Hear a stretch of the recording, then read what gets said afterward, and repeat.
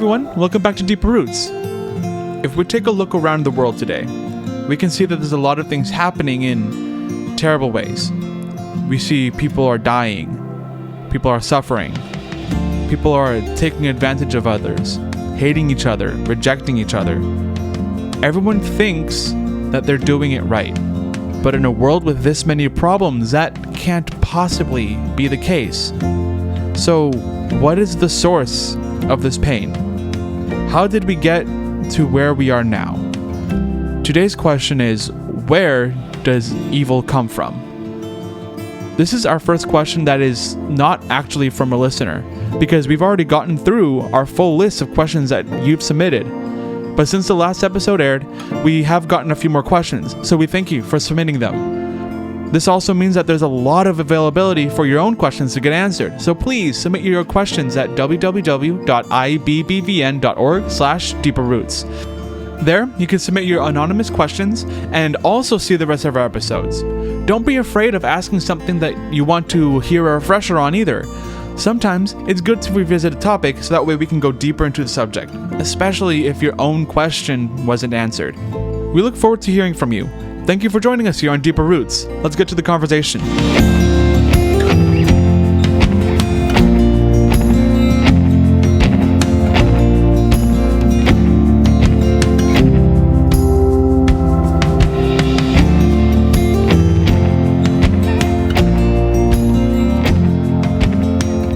Hey everyone, welcome back to Deeper Roots. I want to thank everyone for joining us today. We have myself, we have Esther here, and we also have Pastor Luis.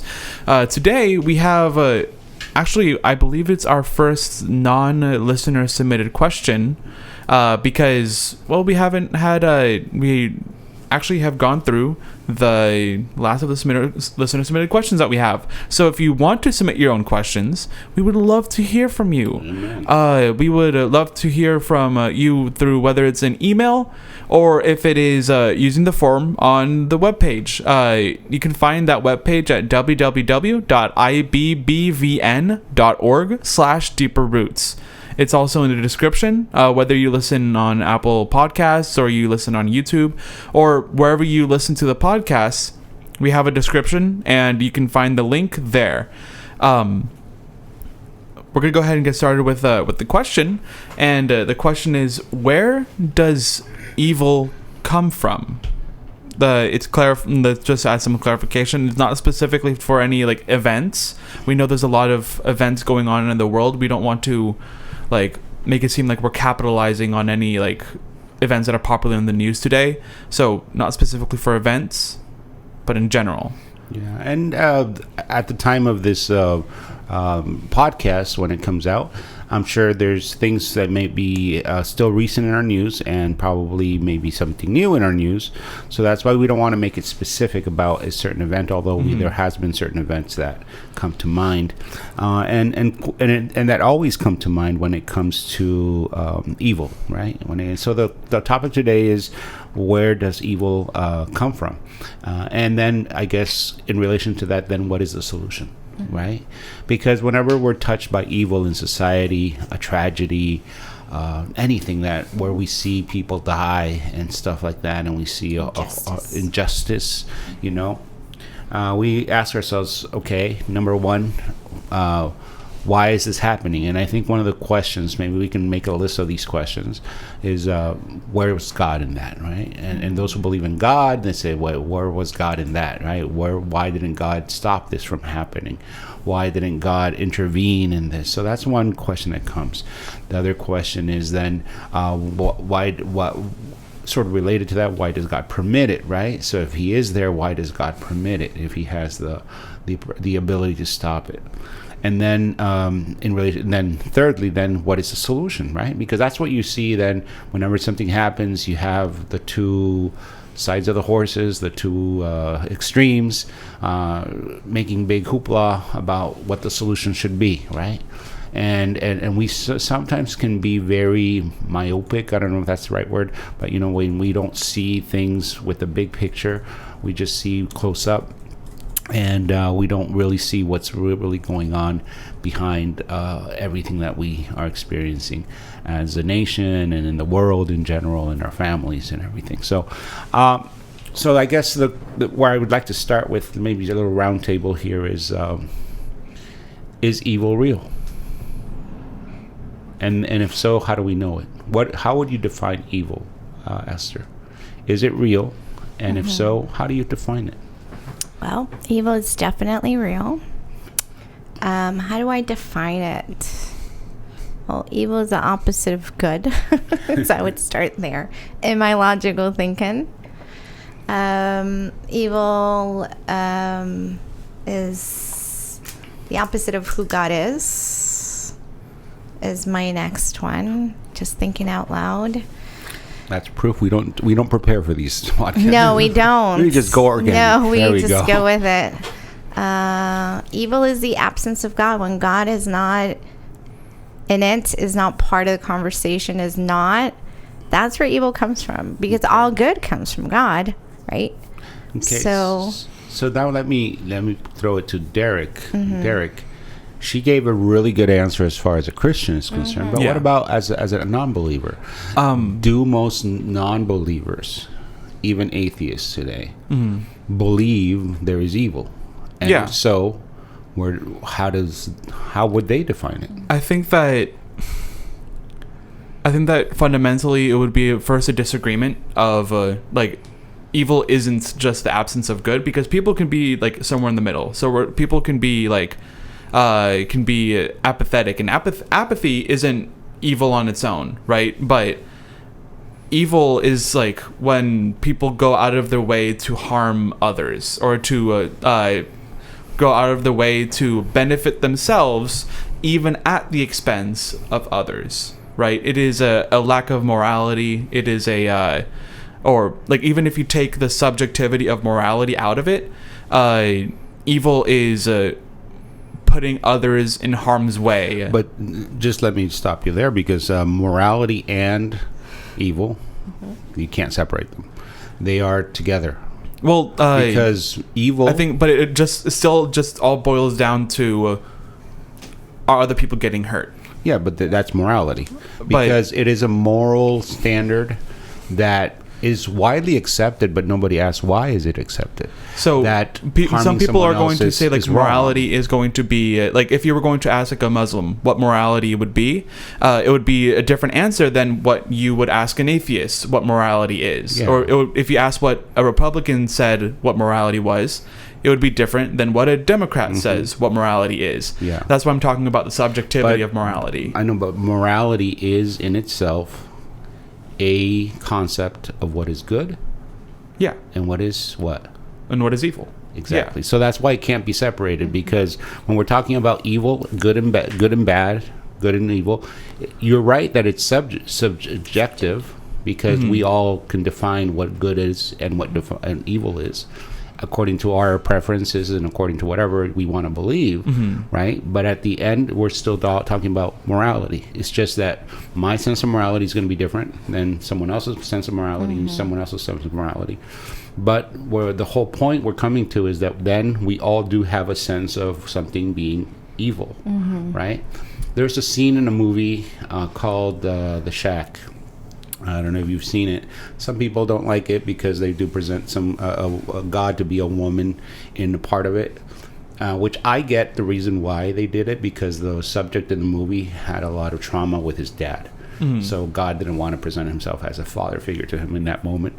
But there's a scene where they're talking about evil, and the Holy Spirit is talking to him and saying, would you say what happened to you is evil? He says, of course it's evil.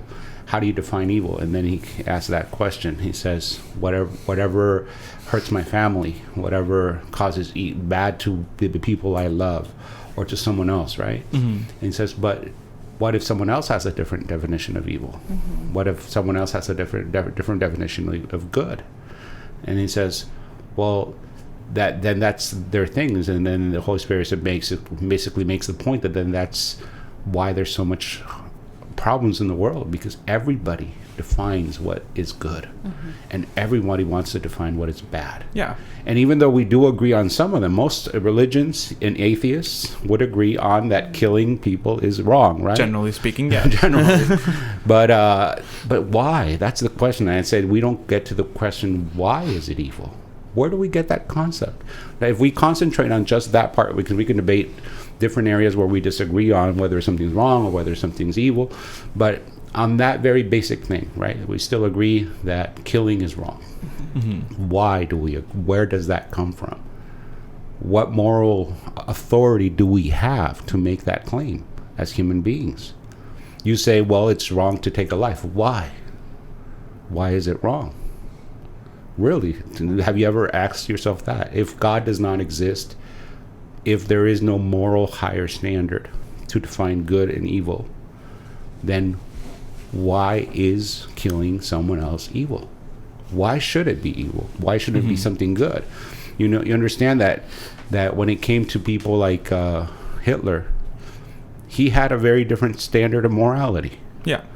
And he thought in his twisted mind, which I believe wholeheartedly it was twisted, he thought he was doing something morally good by extinguishing certain people, by trying to clean the race up. As horrible as it sounds in our day and age, that was his sense of morality. He did not think he was doing evil. He thought he was doing right. You know, so when it comes to the question of good and evil, the question is, so what is evil? Evil has to be connected to something greater than ourselves for it to be a standard. Or else, let us just continue in this horrible world we live in and fight ourselves and see who wins.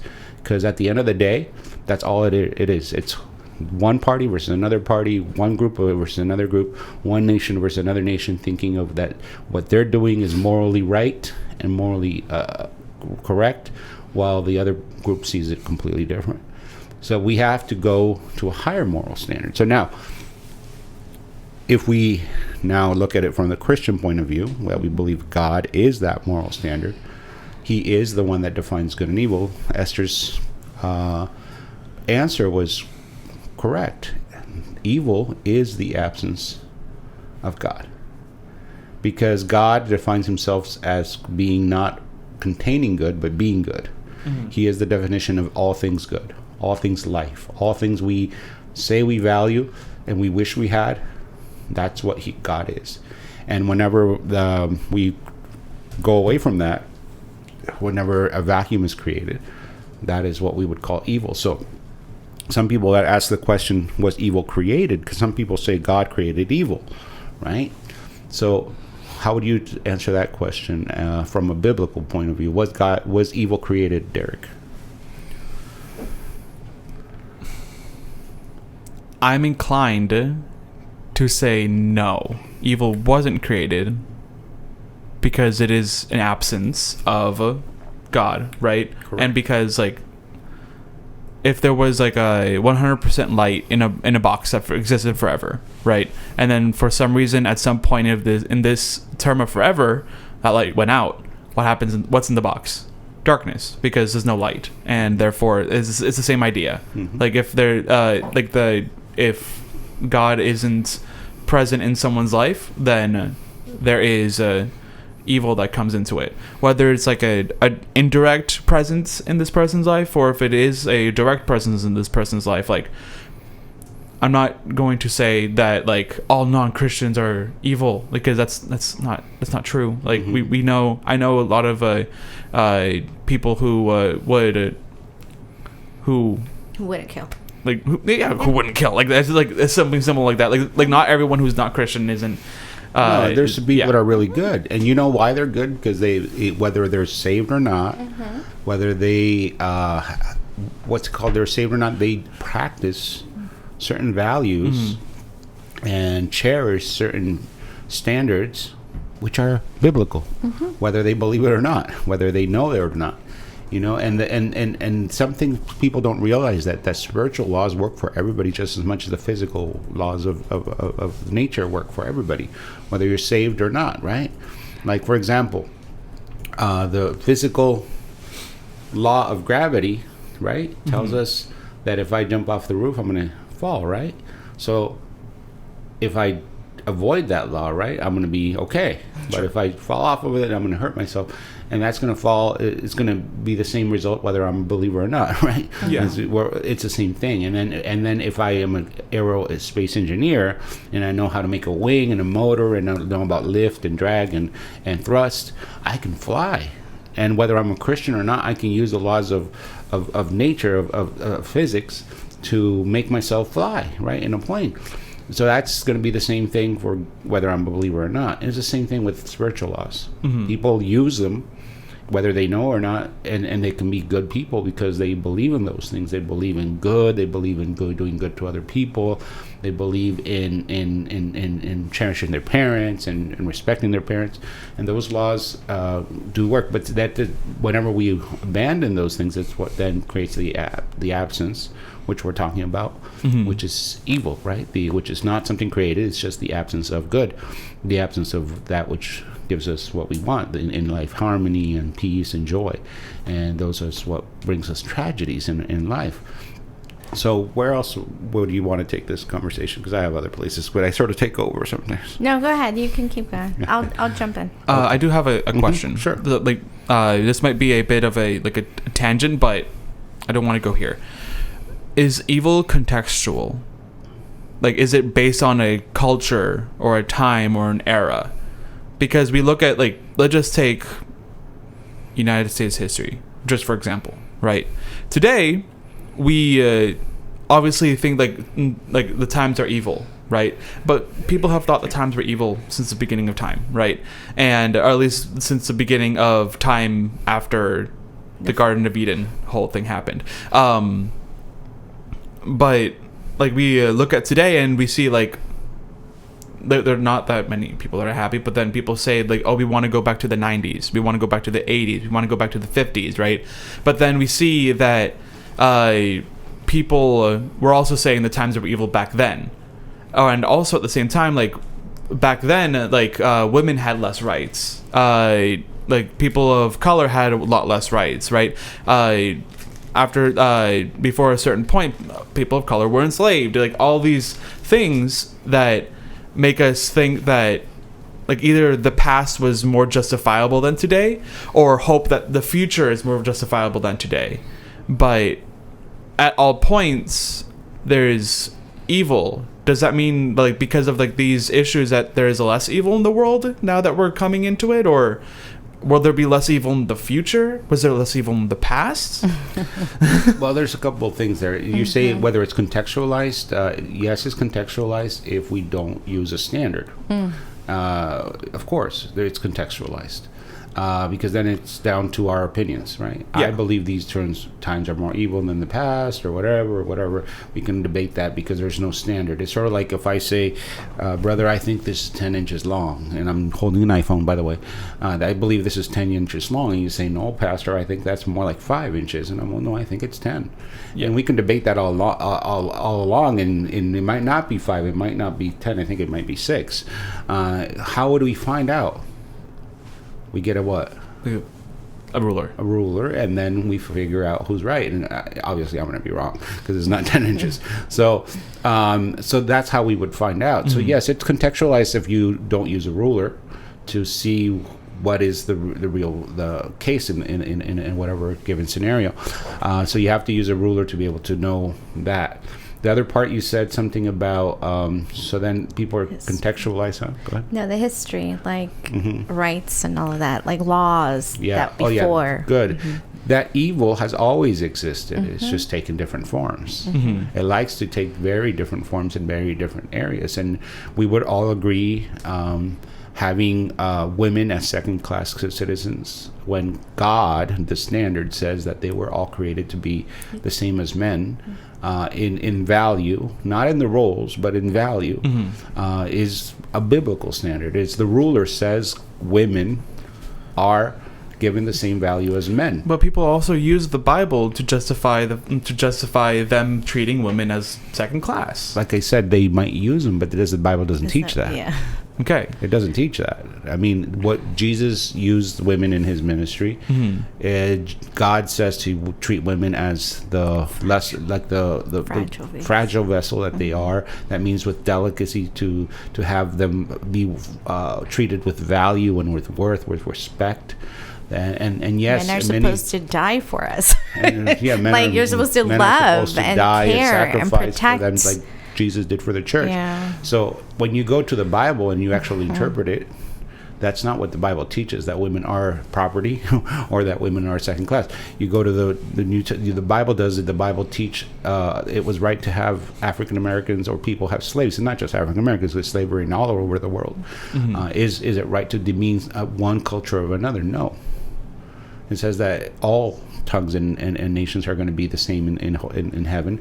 When Paul writes to Philemon, asking for his deliverance because he was a slave, he makes that case as well.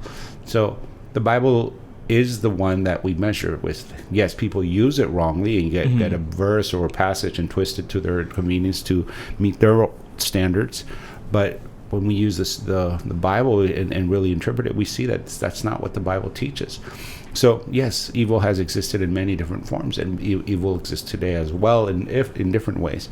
But then, going back to your question, or your example, you said some people have said that those were the more evil times, and now these are the more evil times, right?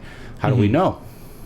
So we go back to the standard, and what does the Bible say? And that's what I just wanted to read to you, because it says, and you know this, in the last days perilous times will come, for men will be lovers of themselves, lovers of money, boasters, proud, blasphemers, disobedient to parents, unthankful, unholy, unloving, unforgiving, slanderers, without self-control, brutals, despisers of good, traitors, headstrong, haughty, lovers of pleasures rather than lovers of God, having a form of godliness but denying its power. And from such people turn away. So when it describes the evil that's going to actually be beyond other times that have existed, that's the definition of what it says. That's where we're going to be able to realize that it's the last days, because those kind of values and things are going to be not only present but also celebrated. And that's what goes with Romans chapter 1. Romans 1, when it says not only do they do the things which are unholy, but they celebrate those who do them. In the past, there's been maybe evil in other forms as well, but it hasn't come to this point where we actually celebrate those things, and defend them as something that's right. Like the Bible says in the last days, all of that which is bad is going to be called good, and that which is good is going to be called bad. Who's defining good and bad there? Yeah. God. I just want to say that in all the things touched upon, if you don't know your Bible well, you can be tricked. You can, and I feel that's what's happened in the past, right? When they take a verse out of context for their favor and say this is how it should be, this is what the Bible says. But if you don't know the Bible well, you blindly will believe. The Bible tells us that we should study the word so that we can defend it, and also not to be tricked. And I think that's so important nowadays with our young people. Everyone, actually, not just young people. Everyone needs to be meditating and reading the word, so that when verses are taken out of context or questions like these come up, we can give some information. Maybe we can't answer it completely, but we can go to someone and say, hey, pastor, can you help me? My friend has this question. But at least you can answer, evil does not come from God, right? There's some kind of answer you can give. And it's so important for us to daily be reading, because there's so much talk about medias, social media right now, that we could just be taken by the current, the culture, and be confused. That can happen to any of us, right? Because if we're not daily reading our word and renewing our mind, like Romans 12 says, we can definitely fall into that. We just have to be, awake and reading, attentive, and when we're not sure, to ask. Okay. So before we finish, then this last question, which goes with this topic, is then what is the solution? if we were ready to find that good and evil is something that comes not from our opinions or our views or our subjectivity, but has to come from a higher moral authority, which is God. And that is where we all got it. There's something, if you're listening, you need to look up, which is called the Judeo-Christian ethic.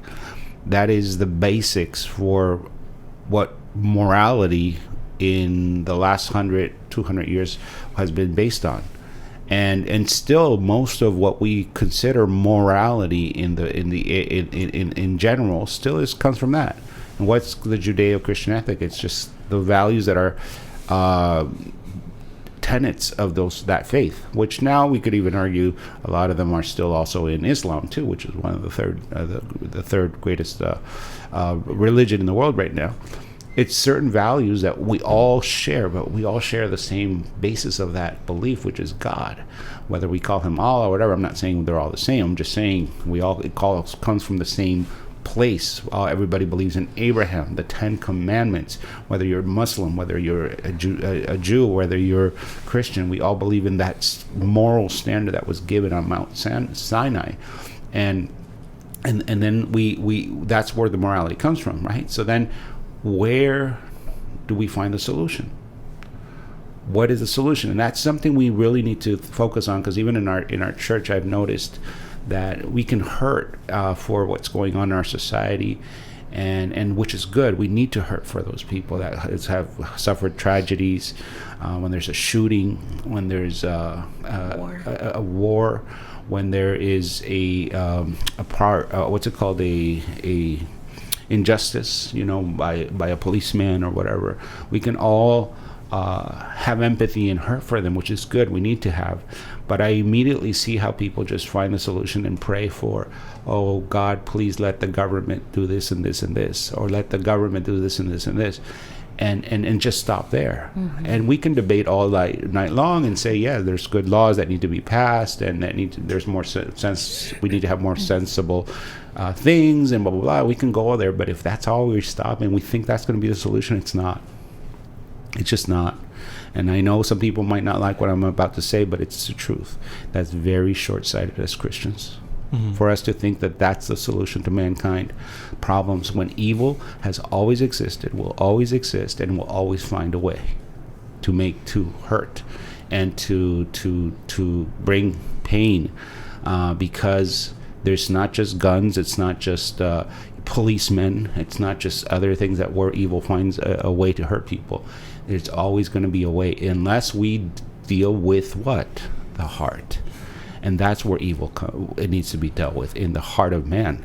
And that's where Jesus gave what? The solution, mm-hmm. through the gospel. Mm-hmm. Think about it. When it comes to Paul dealing with his issues in his time, a lot of injustice, a lot of slavery in his time, a lot of things that the Romans were cruel to do to the Jews. Did he lead a revolt through politics? Mm-hmm. Did he change the world through legislations? Was that Paul's passion in what you read in the New Testament? No, he says, for I am not ashamed of the gospel, for it is power.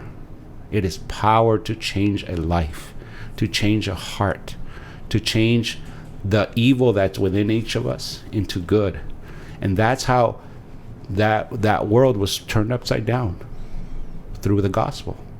That is how even Constantine later on decided, I can't beat these people and I'm just going to join them instead, and sort of pervert Christianity, and the Catholic Church started, because that's how much success the gospel had in the impacting the Roman Empire. This is a question I asked the young people last week. Why is the gospel so important? Mm-hmm. Why is it that of all things, he's asked us to share the gospel?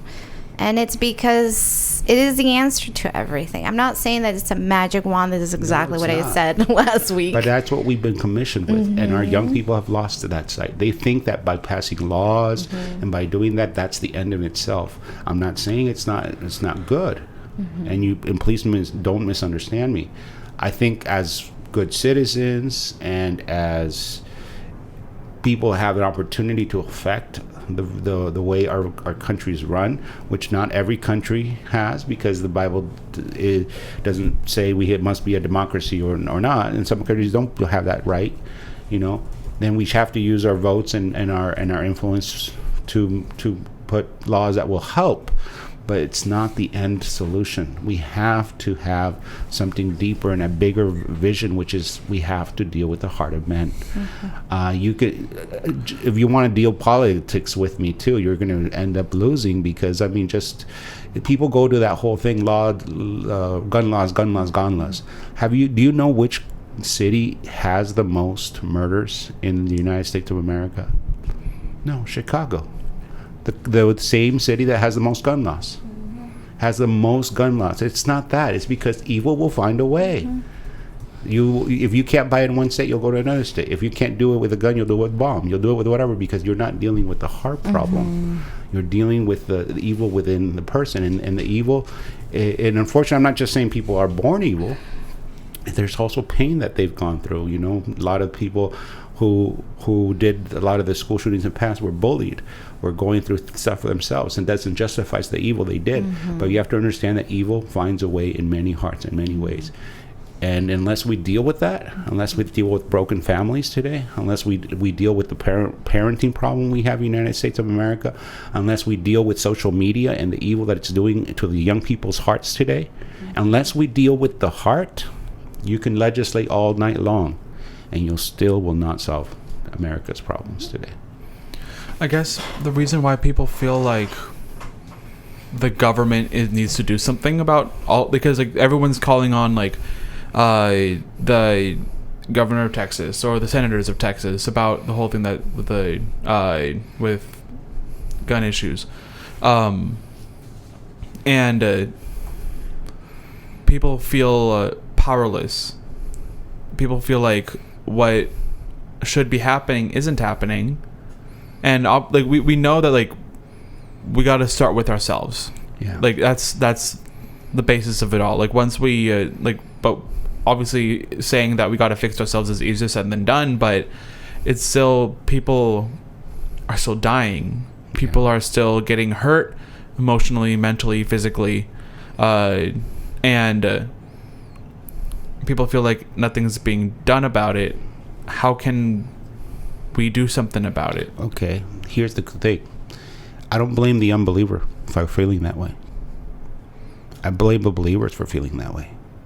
Because that means if you feel powerless, is you don't believe Romans 1:16. For I am not ashamed of the gospel of Christ, for it is power of God, to change a heart, to change a family, to change society, to bring homes back together, to save a marriage, to have parents be parents, to have parents be people. And that's the problem, Brother Derek. It's that Christians have stopped believing the gospel. Believers don't believe in God anymore. Believers don't believe in his solution for this world. And therefore we feel powerless. And therefore we seek solutions in man. And the Bible says, woe to the man who trusts in man. It says, maldito sea el hombre que confía en el hombre, in Spanish. Because that's the problem. We find solutions in man and we will never get anywhere far. Now, it doesn't mean that as men we don't have a opportunity to affect government and to affect stuff, to be able to refrain evil, because that's all it can do, refrain. But it can never change. That is only the gospel. Government, laws and all good stuff, try to use it as, like I say, as a stopgap measure. It's like when you have, okay, I'll use this example because I used it on Friday too. My mom had cancer, okay? A cancer that would have killed her. You couldn't go in and you couldn't operate, because with that kind of cancer, lymphoma, you'd cause it to spread, and she would probably not be with us today. So they had to use a different method, right? Which is systematic. Had to deal with the whole body. Had to deal with the root of the problem, which is the lymphatic system. So they used chemo to deal with the main problem. They could have probably kept her alive and used a stopgap measure, maybe using radiation and causing it to maybe slow down a little bit and stuff, but eventually it probably would have killed her. All we would have done is maybe refrain it a little bit. And yes, government has that role. It has to refrain it, has to try to put some kind of stopgap measures in it.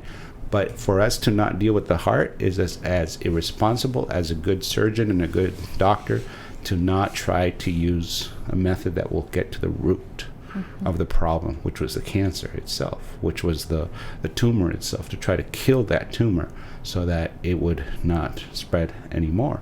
And that's a thing that we have to, as Christians, understand. We have something much more valuable than laws and that. Not saying that we can't use them, but we have something more valuable, which is the gospel. And we've stopped believing in that, and that's why we're where we're at. I want to finish with them. Do you have another comment there? No, I do not. Romans chapter 1, when it describes all the different things, and we can use that passage a lot for homosexuality and other things, but it's just way more broader than that. There's 3 times that God uses this phrase. Therefore, God also gave them up to uncleanliness. And then in verse 26, for God gave them up to vile passions. Verse 28, and God gave them over to a debased mind to do things which are not fitting. And then look, it says, being filled with all unrighteousness, sexually, immorality, wickedness, covetousness, maliciousness, full of envy, murder, strife, deceit, evil-mindedness. They are whisperers, backbiters, haters of God, violent, proud boasters, inventors of evil things, disobedient to parents, undiscerning, untrustworthy, unloving, unforgiving, unmerciful, who knowing the righteous judgment of God, that those who practice such things are deserving of death, not only do the same, but also approve of those who practice them. And that's a thing, that word where it says he gave them over, it helps us to really understand where evil comes from. It's just that when we don't want God in society, and we push him away, and we push him away, and we push him away, he just gives up, gives it up. He just gives us up to the natural flow of things. When we have God in our society, it serves as something that stops, that refrains, right? It's sort of like what's that big dam? Hoover Dam? Hoover Dam, right? What does Hoover Dam do? Holds. That dam is removed, you're going to unleash a torrent of power that was being held back. And that's what God does as he slowly starts removing himself from society. He just allows the natural flow of things to continue. It says he gave them up to the natural flow of things because we didn't want him in our lives. And he gives us over to all those things. And then there's an event coming where it's going to be a complete removal. This would be more like thinking of the dam. Okay, look at the dam and think of like little pieces of the dam falling. Okay, and you start seeing little bursts of water coming through, right? But it's not the full thing yet. Now imagine that all of a sudden the dam breaks all in one piece in the moment, then you have an unleashment of evil. That's what's going to happen during the tribulation. The Bible says, then that which is removed, which right now is restraining evil, when that which is restraining says is removed, then the Antichrist is going to come into the scene, and evil is going to be practiced in all its form. And what is that? It's the church. The church is going to be removed from the scene, and evil will have free reign in this world during 7 years of tribulation. Okay. Do you have any more notes that you want to add? Okay. Do you have any more notes? Okay. Well, thank you for listening to this episode of Deeper Roots. Even though I don't really have much more to add myself, it still doesn't feel like a complete discussion. So, there's a lot. because there's a lot. So, if anyone listening would like to ask a question based on this podcast, where does evil come from?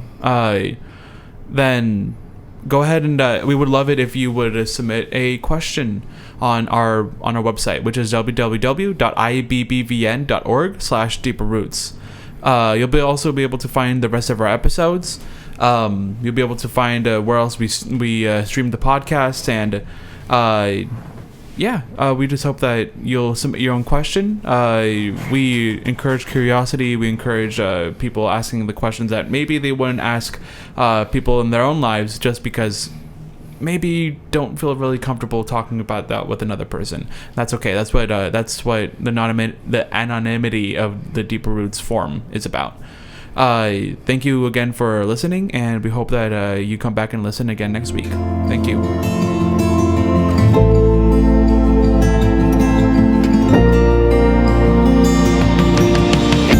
Thank you for listening to Deeper Roots.